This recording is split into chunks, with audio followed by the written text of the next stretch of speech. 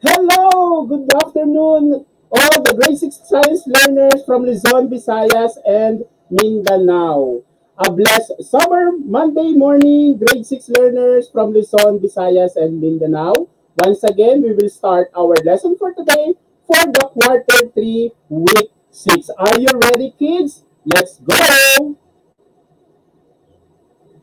So we are now on quarter 3, week 6. This is the continuation of energy transformation. But this time we will go on with the simple machine. So what will be, of course, my name is Tutor Doms, ang dumadadagham tuwing alas 3 ng hapon. So what will be our topic for today? So at the end of our tutorial, we will be able to define a simple machine. Then, of course, we're going to describe simple machines as to their characteristics and uses. So we will start with the three simple machines. So we have the inclined plane, the wedge, and the screw. So this will be our lesson for today. So before that, let's have a review. So we're going to, let's help the man to push the barrel inside the truck. Match his energy transformation that best described to the picture found in the truck. So mayroong mga energy transformation na nasa barrel, and then you will find out kung anong match na picture na nasa loob naman ng truck. So let's start. First, energy transformation is light to heat. Which among the pictures describe light to heat? Is it A, or first picture is the magnifying glass? So you just write the word or the object. Yung first picture is the magnifying glass. Second one is the boiling water. And the third one is the flashlight. Which among the following picture describe light to heat? Is it magnifying glass? First picture. Second picture is the boiling water. Or the third picture is flashlight. So type your answer. Ayan, welcome Eliza Atriguino. Hello, Eliza. So that Eliza came from Ilagan, Isabela. Hello, ayan. Kinakamusta ang kanyang advisor na si Ma'am Joanne Darbin. Which among the following picture describe light to heat? Is it magnifying glass, boiling water, or flashlight? Ayan. So nagbabalik muli si Tutor Doms. Ayan. So medyo nagka-problema lang tayo sa ating mic. Ayan, naririnig na ba mga batang grade 6? Okay, so let us continue. Okay, so here we go.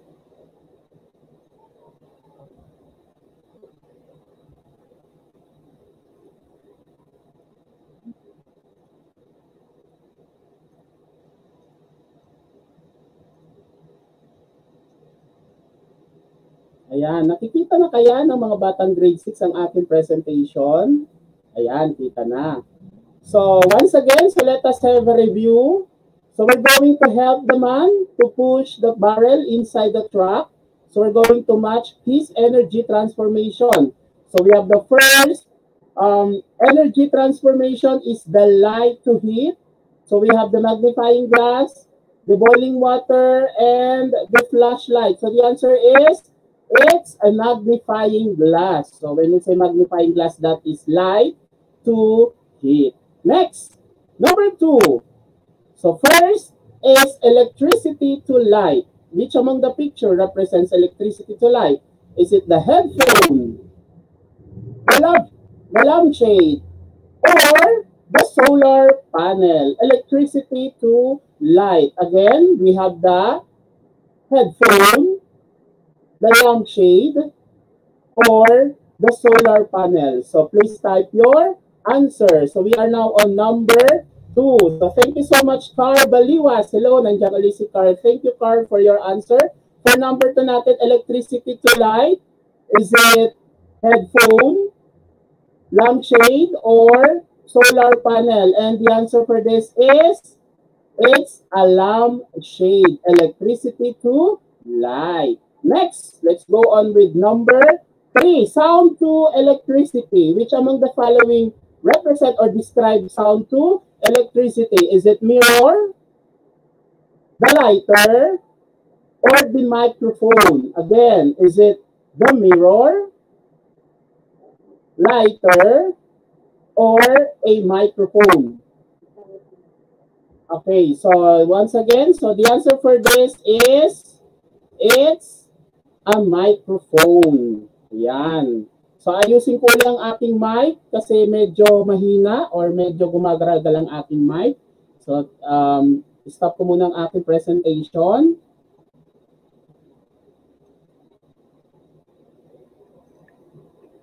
Somebody turn sa camera.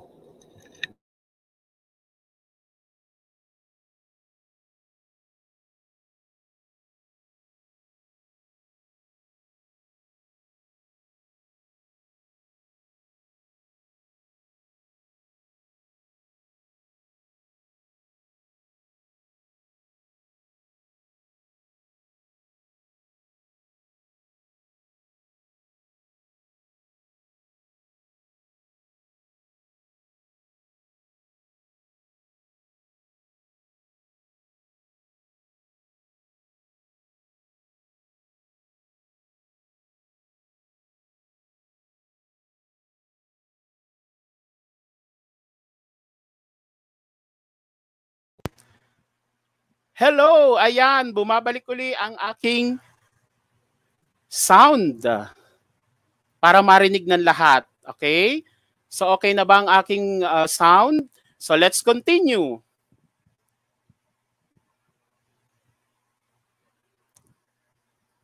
Okay, ayan. For number 3, so we have here the sound to electricity. Which among the following picture represents the sound to electricity? Is it the mirror, the lighter, or the microphone? So the answer is yes, it's a microphone. So kung nakinig kayo kay Tutor Dom last Monday, ito ang aking diniscuss. Sound to electricity. Ayan. So next.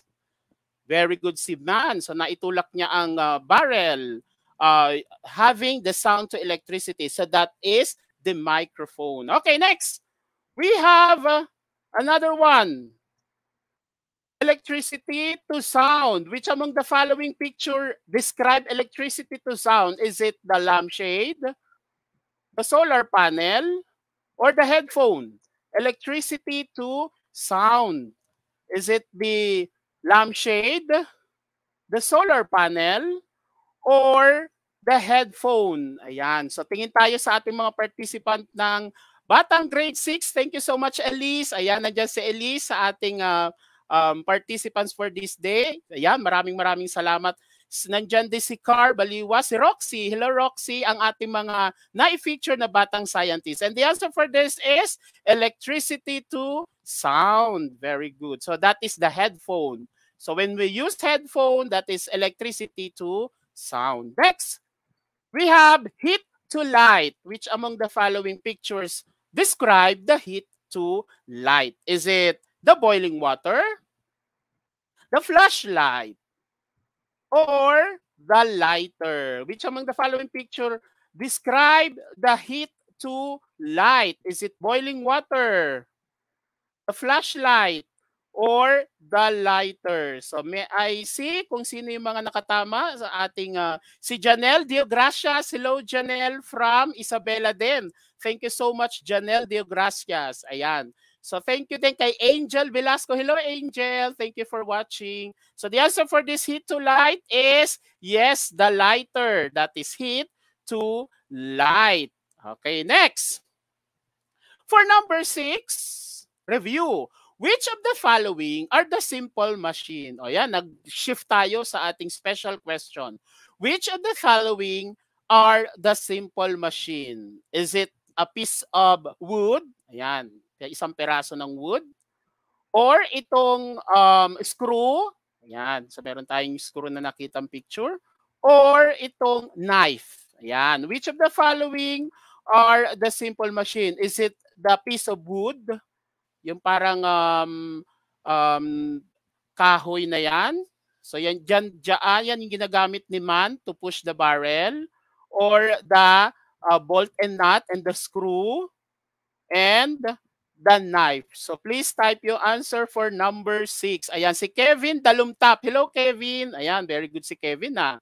So alin kaya dun sa tatlong picture na pinakita ko ang simple machine? So the answer is, tan-tadadan, yes, all of those pictures. So we have the knife, the screw, and the piece of wood. Yung tatlo na yon, those are the simple machine. Ayan. Now, let's talk about the following pictures.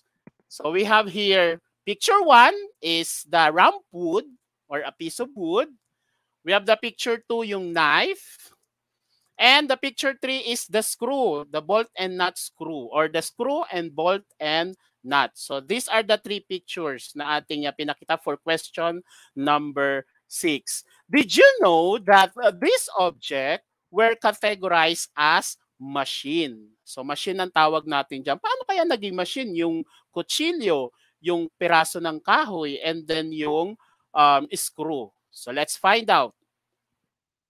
So they are what we call the simple machine. So mga simpleng machine ang tawag natin sa kanila.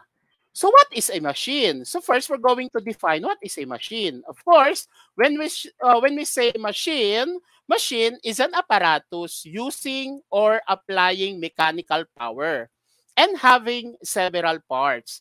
Each had a definite function and together performing a particular task. So when we say machine, so pira-piraso lang siya o parts lang siya ng isang kabuuan, and then each part have a definite task. So pagka nag-function yung mga parts na yon sa isang kabuuan, makakabuo na siya ng tinatawag nating machine. So that is what we call machine. Okay. So there are 2 classification of machine. First is the compound or what we call the complex machine. So what are those? These are consist of multiple simple machines in one device. So ito yung mga pinagsama-sama na mga simple machine sa isang device or sa isang gadget or sa isang particular object. So that is the complex machine. And one of these example is the bicycle. Ayan. So alam ko mga batang grade 6, marunong na sa inyo bike. So syempre, when you use the bike, you're going to identify which among the following parts of the bike is a simple machine. So yung mga simple machine na to, nung pinagsama-sama, we have the complex machine. So one of these example is the bicycle. Then we have the sewing machine. So alam ko yung mga batang grade 6 dito, this gadget or this object, yung sewing machine, is part of your lesson sa EPP. So that is what we call the compound or the complex machine. So mga pinagsama-sama siya na simple machine into one particular object. Okay? So these are the first classification of machine. Then we have the second one. Ayan. This is what we call the simple machine. Okay? So simple machine, when we say simple machine is a tools that multiply the amount of force to make work easier. So we're going to multiply a simple amount of force lang na makakatulong to make work easier. So what are those? Example, ayan, yung kaninang pinakita natin, we have the ramp wood. Ayan, yung simpleng kahoy na yan, ginamit natin. So that is a simple machine na. Then of course, the knife, that is also a simple machine. And the screw and bolt and nut, that is also a simple machine. Now, what are these simple machines? So ano nga bang tawag natin dito sa tatlong object na ito? So we can classify these 3 objects into different simple machine. So let's start with the inclined plane. Ayan. So meron na tayong tinatawag na inclined plane. Inclined plane is one of the simple machines. So this is a sample of inclined plane. Of course, you need to have a piece of wood. Ayan. And then, yung mga dalawang piraso maliit na wood, tsaka yung barrel. So, for example, this barrel full of water. Kunwari, punong-puno siya ng tubig. Okay. So, when we say inclined plane is a flat supporting surface. Ayan. Flat supporting surface. For example, yung piece of wood, tilted at an angle with one end higher than the other. So as you can see, we have the red here. Ayan. So medyo nakaangat lang or inangat lang yung piece of wood, tilted an angle, so medyo konting angat, and then that's it. That is what we call a simple machine. So paano ginagamit itong piece of wood na to? Which is example of simple machine. Okay, so inclined plane is used in lowering. So for example, ibababa natin yung mabigat na barrel na yan na punong-puno ng tubig. And raising load. Okay? So pag ginagamit daw siya pagpababa, pag-akyat, at saka pagpababa ng mga mabibigat na bagay. So for example, we have here the barrel. Ayan. So we have the barrel. So pwede natin siyang ibaba na hindi na kailangan buhatin ng tao. Itutulak lang siya. So mag-exert lang tayo ng konting effort para maiakyat natin yung punong-puno ng tubig na barrel na yan. So that is what we call a simple machine. So yung isang peraso lang na kahoy na ititilted mo siya in one angle or any angle, so that is what we call inclined plane. So we have here another observation of an inclined plane. So we have the picture A and the picture B. Ayan. So bati muna tayo sa ating mga participant. Jettison Lanot. Hello, Jettison. Ayan, nandyan si Jettison. Andyan din si Elise Peteluna. Hello, Elise. Thank you, Elise, for your support. Binabati ang kanyang principal na si Sir Raimundo Valdez ng Bonifacio Memorial Elementary School, Quezon City. Ayan, thank you so much. So we have here the picture A. Sabi dyan, the higher the angle of the inclined plane, ayan, the higher the angle of the inclined plane, the more effort needed. Ayan. So nakita mo, pag mas mataas siya, kailangan mas big effort o mas malaking effort ang gagawin mo kasi medyo mataas yung pagtulak. Unlike sa mas mababa, konting effort lang para maitulak natin yung barrel na yan. Ayan. So this is a simple observation using the inclined plane. Ayan. So depende kasi yan sa taas, kung gaano kataas yung lugar na pag-aakyatan ng barrel or kung gaano kababa. Sabi diyan, kapag medyo mataas, syempre medyo double yung effort mong itulak yung barrel para maiakyat mo. Unlike dito sa mas mababa siya sa picture B, mas mabilis mo siyang maiaangat. Tingnan natin yung dalawang man. O yan o. O, mas mabilis niyang naiangat kasi mababa yung pagkakatilted nung inclined plane. Next! So, uses of inclined plane. So, where do we usually use the inclined plane? Sa ating bahay. Ayan. O sa ating paligid. So, of course, we use inclined plane sa mga airport. Ayan. So, halimbawa, kapag aakyat yung mga sasakay ng airplane, so, dyan sila dadaan sa inclined plane na yan. So, minsan, may hagdan o kaya naman yan. Ganyang itsura na yan. So, diyan umaakyat or ibinababa yung mga luggage ng mga pasahero ng isang airplane using the inclined plane. Kasi medyo mataas, di ba, class? Medyo mataas yung isang airplane. So, para makaakyat at makababa, most especially yung mga pasahero, so they will use the inclined plane. Another one, ayan. Sa mga barko naman, ayan. So, parang tulay, yung tulay. So, parang tulay yan. So, iaangat nila kung gaano kataas yung pintuan ng isang barko, doon nilalagay nila yung a piece of wood. So, that is inclined plane.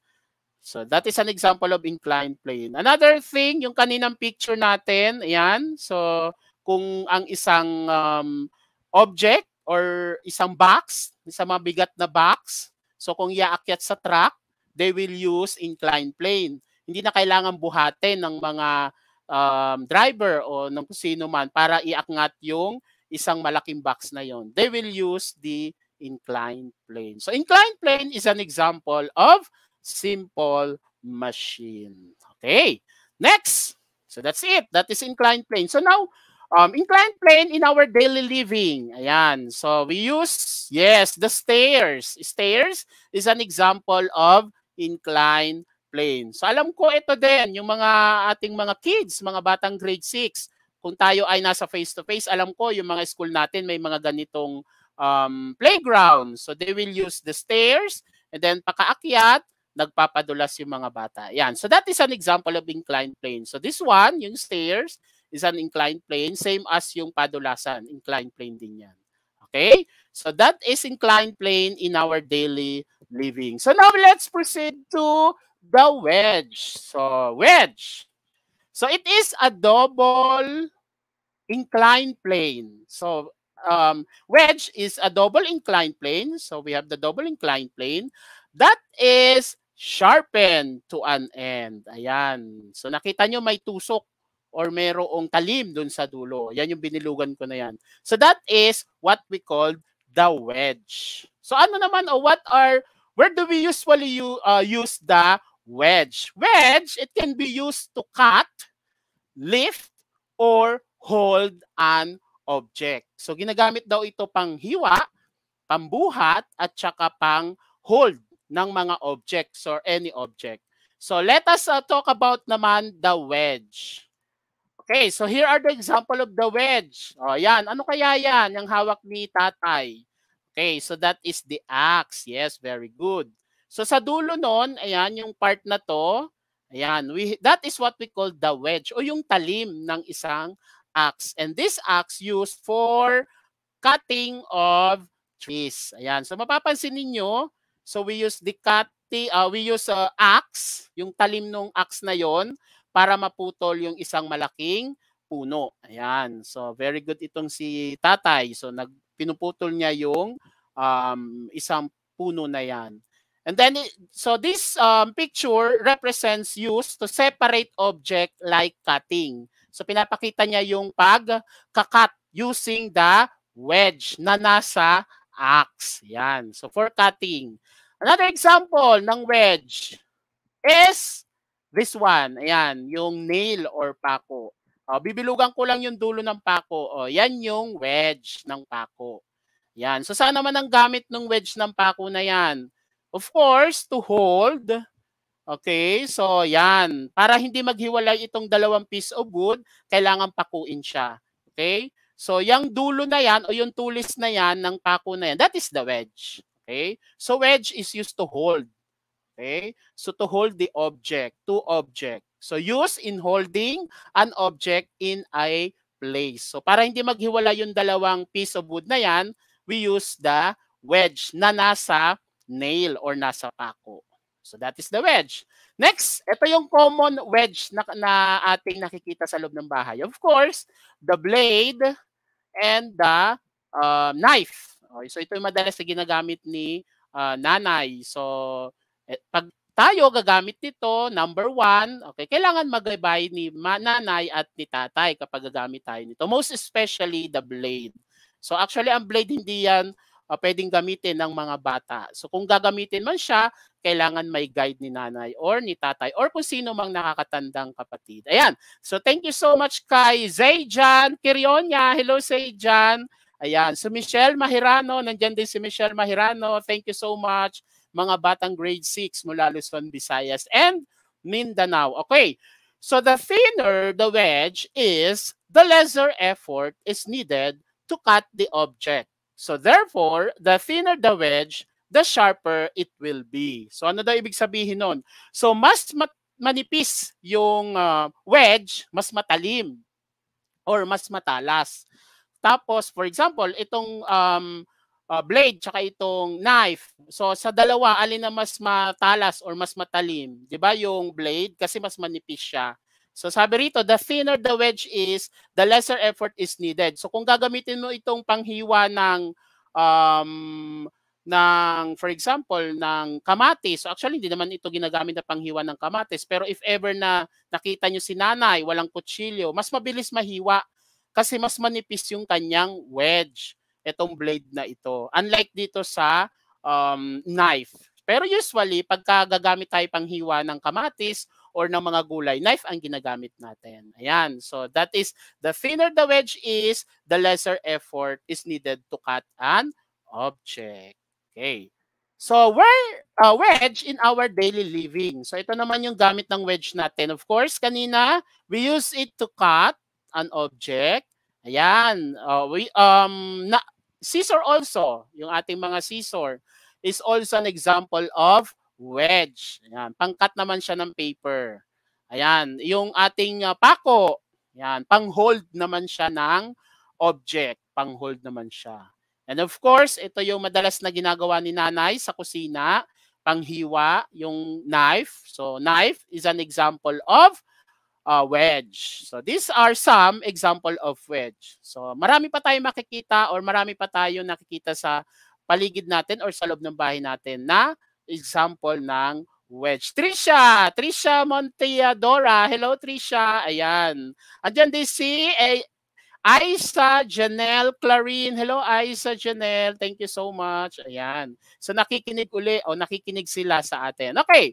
Next. So we finished the inclined plane and the wedge. So we will now go to the screw. Ayan. So let's talk about screw.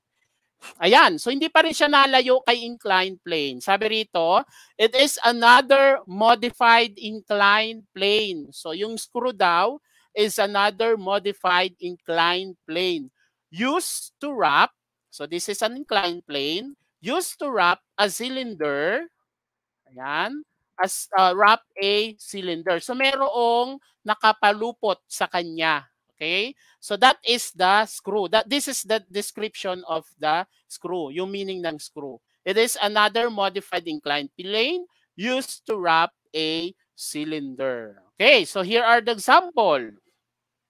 Or the parts of the screw. So napansin natin kanina, meron naka-wrap sa kanya.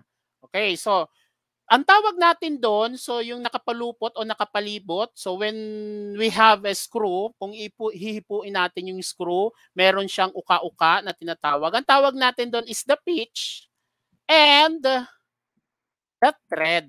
Okay, so yung parang uka o yung pauka na yan, so that is the thread. Tapos yung medyo rough, pagka hinipo natin yung isang screw, that is the pitch. So yan yung mga parts ng screw. Okay, so yan yung mga nakapulupot sa screw. Okay, so that is the thread. So itong first picture screw, ito naman bolt and nut. Itong pangalawa na to, na pangalawang picture. Okay, so screw is used to secure an object in place by spinning and twisting the screw. So unlike sa pako, ang pako, pinupukpok natin. Ito naman ay tinitwist or ini-spin using the special device, and that is what we call the screwdriver. Ang paggamit natin. Unlike sa pako, we use hammer. Dito sa screwdriver ang tawag naman natin para magamit natin siya. Okay, so once again, screw is used to secure an object in place by spinning and twisting the screw using the screwdriver. Ayan, these are the sample of screw. Ayan, yung first picture, ayan, yan yung ating screwdriver. So nilubog niya si screw. Same as here, sa pangalawang picture na nasa gitna natin, when you observe, meron siyang parang natatanggal na piece of wood kasi pinapasok or yung thread at saka yung pitch, kailangan niya magkaroon ng pwesto sa loob ng wood, kaya naglalabas siya ng pira-piraso. Okay? So yan yung pang-hold talaga para hindi talaga siya matanggal. And then same as yung bulb. Ayan. So may gumagamit din siya ng screw. Ayan. So yung bulb na yan, ayan, kukunin niya yung bulb, ipapasok niya doon. Yan, using the screw. Ayan, para umilaw naman. Ayan. That is the screw in our daily living. Ayan. So, nandyan din si Yabnik. Si Queen Boy. Hello, Queen Boy. Ayan, kilala ko yan si Queen Boy. Thank you so much, Queen Boy, sa panonood. Ayan. So, sabi ni Carl Baliwas, metal screw. Ayan, the metal screw. Did you know we can use a screw to transport water? O ayan, may based sa aking nahanap na additional info about the screw. Screw can be used to transport water. So pwede daw siyang pang-igib ng tubig yung screw. So that was discovered by Archimedes. Ayan. So this is what we call this Archimedes screw. So ayan. So napansin nyo, so here, this is the water. Ayan, yung nasa ilalim. And then umiikot. Habang umiikot yung screw part, yung pitch tsaka yung thread, umaakyat din yung tubig pa dun sa taas. Ayan. So ito yung tinatawag nating transport of water. Created by our scientists, no other than si Archimedes. Ayan. So from lower part of the water, so umaakyat, iniikot niya yung tubig papunta dun sa taas. Ayan. Sa mga provinces, most especially sa Visayas and Mindanao, merong ganitong klase ng pag-igib ng tubig. Lalo na yung mga nasa mataas na bahagi. Yung medyo mahirap kumuha ng tubig sa baba, so they will use the screw made by Archimedes. Yan. So, yan yung dagdag kaalaman natin. Next! So, yan. Ito ngayon yung tubig na inaakyat ng screw na yan using the pitch and thread. So, may gamit yung pitch and thread na yan sa screw na yan. Okay? So, that is the Archimedes screw. Next! Screw in different object. So, meron tayong mga screw part sa mga different object na hindi natin namamalayan. Screw pala ang tawag natin doon. Let's start with the mouth of the bottle. Ayan. This part to, yan. Screw din po ang tawag natin dyan. Ayan. Of course, yung ating faucet. So, once na inikot natin siya, so that we ino-off ng screw yung tubig, hinaharang niya rito. So, bumababa yung pangharang dito para hindi siya tumulo. Tapos pag inopen naman, aakyat yung pangharang sa taas using the screw, kaya ngayon tumutulo yung tubig. So, because of the screw, na-invento yung tinatawag nating faucet. Ayan. Another screw sa mga bottle. Ayan, yung garapon natin. So, that is also a screw. Yung mga cup, yung mga pantakip. So, para maka-hold, hindi matanggal yung takip ng isang object or ng isang garapon, nilalagyan ng screw yung mga takip na yon. Yan yung mga screw. And of course, itong ating barena. Okay, ito yung pambutas ng mga bakal, pambutas ng mga semento. Yan. So may screw din na ginagamit. So that is how screw important in our daily living. So now let's play. We're going to play. So get ready, grade 6 learners, to our activity. So what will you do? So we're going to pack my things. Where's my lock? So that will be our activity. So paanong gagawin natin? I have here a luggage and a 3 lock. So may mga kulay siya. Yung first lock ko is yellow, second lock ko is red, and the third lock is violet. So want to pack things, then find the lock. Let's help the owner of this luggage by choosing the right color of lock. Okay, you're going to type the right color of lock that will match to the pictures inside the luggage. So mayroon tayo makikitang picture sa loob ng luggage. So you're going to write or you're going to type on our chat box yung right color of lock. If it is yellow for inclined plane, red for screw, and violet for wedge. So type natin yung colors. So are you ready, grade 6 learners? Trisha, are you ready? Elise, Elijah, are you ready? Let's start with the first picture.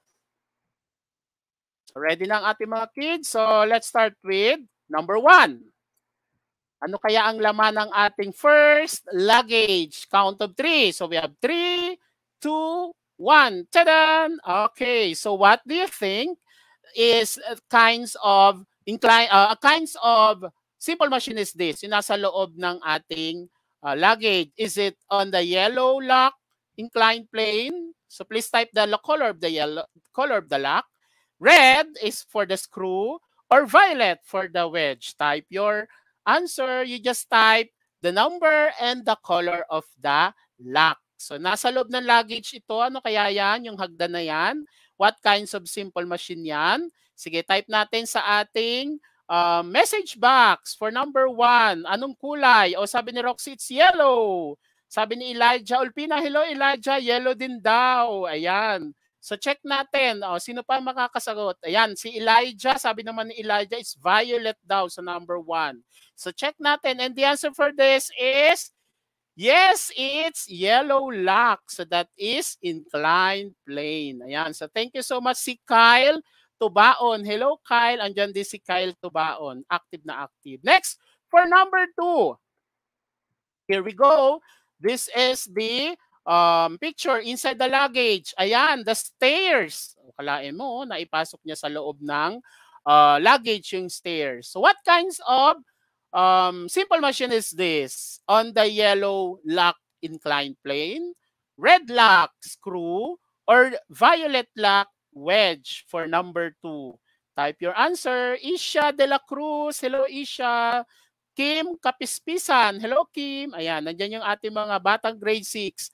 Active na active sa ating activity. So, what kinds of inclined plane yung nasa loob ng luggage natin? What kinds of simple machine? Is it yellow lock inclined plane, red lock, screw, or violet wedge? And the answer for this is yellow lock. So, that is inclined plane. Next, want to talk things, then find the lock. Number 3, pangatlong luggage natin, ang laman ng luggage, and 3, 2, 1, tadan! Yes, a bottle. So, pero may naka-circle. Ano kaya ang tawag natin doon sa naka-circle na yon? Is it yellow lock inclined plane, red lock screw, or violet lock, it's a wedge? Yung nakabilog na yon na nasa loob ng luggage. Is it yellow lock inclined plane, red lock screw, or violet lock wedge? You just type the color of the lock. Ano kaya ang tawag natin dyan sa nakabilog na yon? So yung nakabilog na yan, that is an example of simple machine. And what kinds of simple machine na nasa loob ng lock na yan? Ayan. So thank you so much, Trisha Paguyo. Hello, Trisha. Ayan. Tama ang sagot ni Trisha. Ganun din si Elise, si Roxy, ayan, ang gagaling ng mga batang grades. And the answer, ayan, nandiyan na si Bethany. Hello, Bethany Galang. Thank you so much. And the answer is, it's a screw. Ayan, screw. So that is what we call the simple machine screw. Next, another luggage. So here we go. Let's open this luggage and then 3, 2, 1, tadan! Yes. So ano kaya ang tawag natin dyan sa picture na yan na nasa loob ng luggage? Is it yellow lock inclined plane, red lock screw, or the violet lock wedge? Ano kaya tawag natin dyan? Number 4 tayo, kids. So Adrian Rivera. Hello, Adrian. Inaantay ko to si Adrian na mag-participate sa atin. Thank you so much, Adrian. So ano kaya ang tawag natin dyan? And the answer for this is screw. So that is the red lock. Ayan, red ang kanyang sinabi or tinype. Ayan, naka-all caps talaga si Elise. Hello, Elise. Ayan. Want to pack things, then find the lock. For number 5, luggage. Ayan, ano kaya nasa loob ng luggage na to? Check natin. Ayan, si Johanna Bercasio. Good afternoon, watching from San Diego, Iskaan of San Roque Central Elementary School from Davao City. Ayan, si Johanna Bercasio. Hello, Johanna from Davao City. So number 5 luggage, ang laman is a scissor. Ayan, so scissor ang laman ng luggage number 5. Ano kaya siya? Is it yellow lock inclined plane, red lock screw, or violet lock, it's a wedge? Ano kayang class? Anong lock ang gagamitin natin sa luggage na to? Ang laman niya is the scissor. Is it yellow lock, red lock, or the violet lock? Ayan, Isha de la Cruz, sabi niya violet daw. Let's see. Yes, it's a violet lock. So that is the wedge. Scissor is an example of wedge. And wedge is a simple machine. Now, let's have a short story. So, nag-prepare ako rito ng isang short story for the grade 6 science learners. So, ang story ko ay pinamagatang The Tropang Potpot. Ayan. So, ito yung aking kwentong pinrepare para sa mga batang grade 6 science learners. So, ang bida sa kwento ko, syempre, alam na alam natin. Ayan. Sino kaya yan? Very good. Siya si SpongeBob. Ayan. Nandiyan naman si Patrick and si Squidward.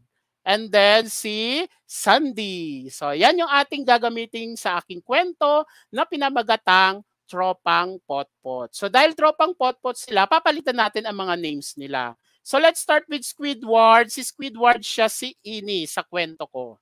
Yan, si Ini siya. Si Sandy naman, siya naman si Cham Cham.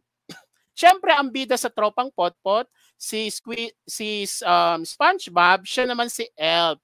So, ang tawag sa kwento ko, sa bida na si SpongeBob, siya si Elf. So, kalimutan muna natin si Squidward, si Sandy, at saka si SpongeBob. Tatawagin muna natin silang si Ini, si Cham Cham, si Elf, at saka syempre si Patrick, siya si Miso. Yan, siya yung aking mga bida sa aking kwentong pinamagatang The Tropang Potpot. Are you ready, science learners? So let's go for our short story. Yan, let's start.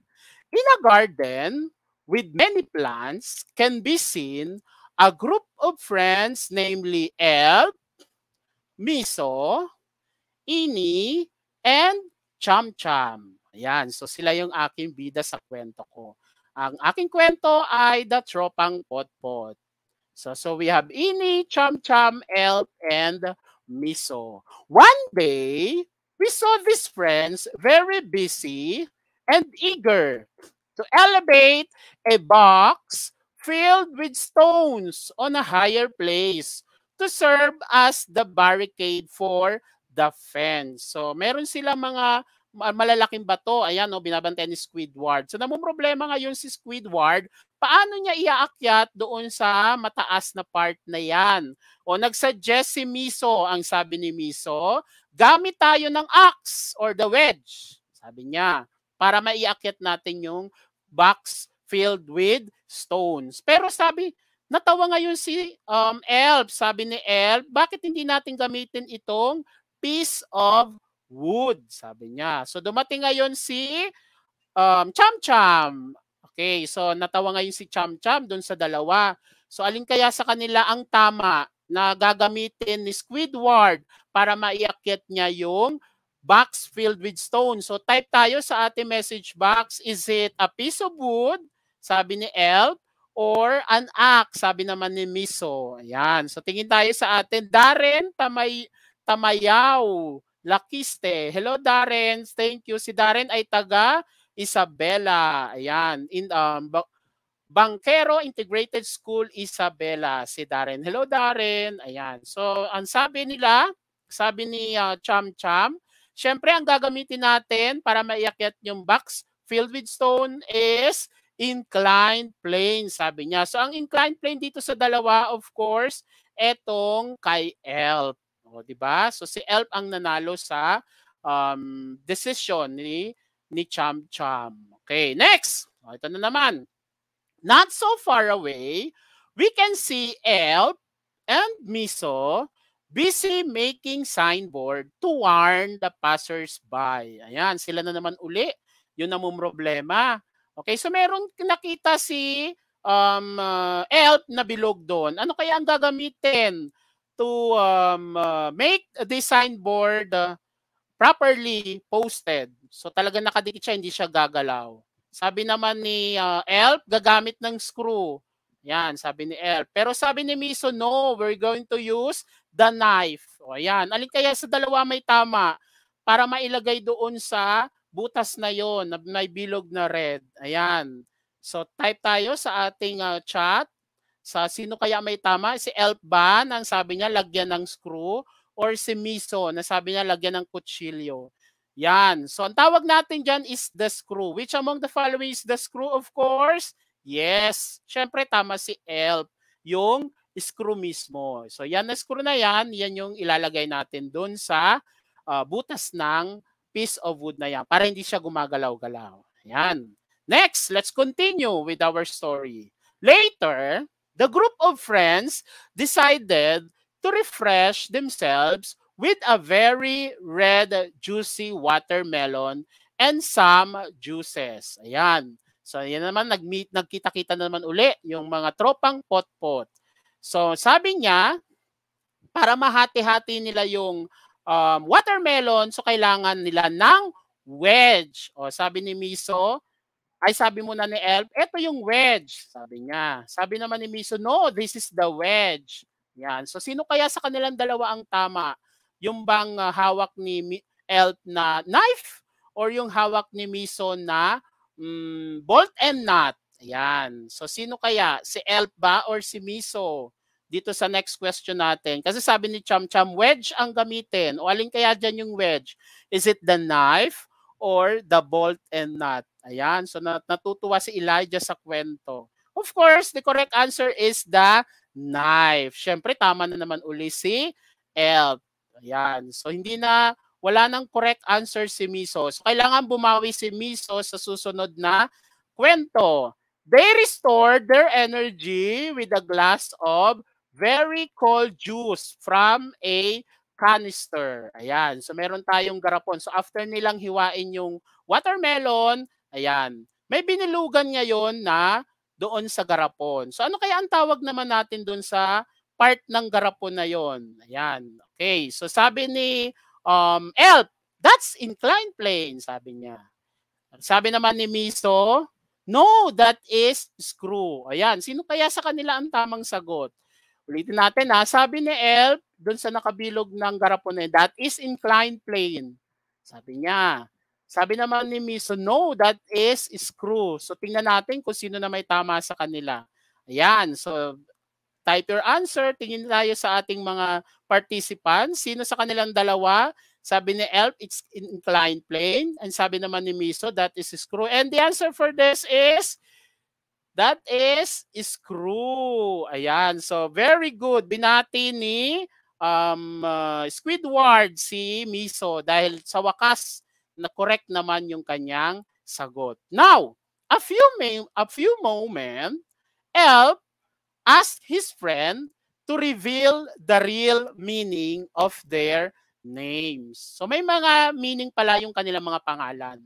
Let's start with Ini. Sabi ni Ini, ni Elf, ni Cham Cham, at saka ni Mi. Sabi ni Ini, my name is Eduardo Noel Ignacio. In short, Ini. Sabi naman ni Cham Cham, my name is Charity Ana Moreno. Siyempre si Elf, my name is Emmanuel Luis Perez. Elf for short. At saka si Miss naman, sabi niya, my name is Mario Isko Santos.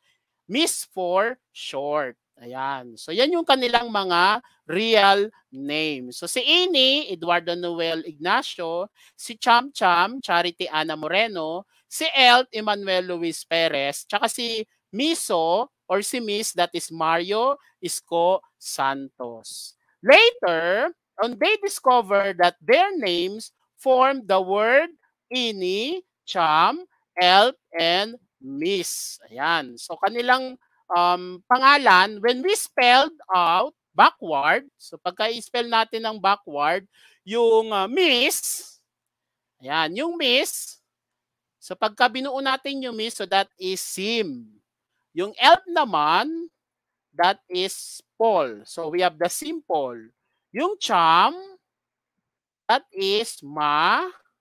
Then yung Ini, so that is machine. So that is the magical name of the Tropang Potpot, the simple machine. So clap, clap, clap tayo, batang grade 6 learners. Ayan. So yan yung kanilang magical name. The Tropang Potpot, the simple machine. Ayan. So tuwang-tuwa sila kasi talaga sila yung magkakaibigan. So we have the Ini, Cham Cham, Elf, and Miso. Sila yung Tropang Simple Machine. So remember, according to the Tropang Potpot, sabi nila, simple machine are the simple tools that multiply the amount of force to make work easier with the Tropang SM or the simple machines.